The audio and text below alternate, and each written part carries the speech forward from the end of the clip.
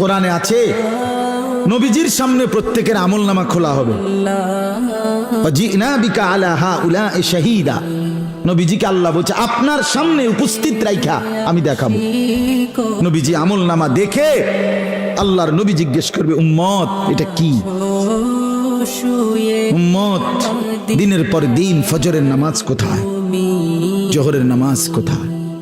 উম্মত 30 বছরের ব্যবসার মধ্যে একটা হালাল নাই। সুদের এত টাকা দরকার, ঘুষের এত টাকা দরকার।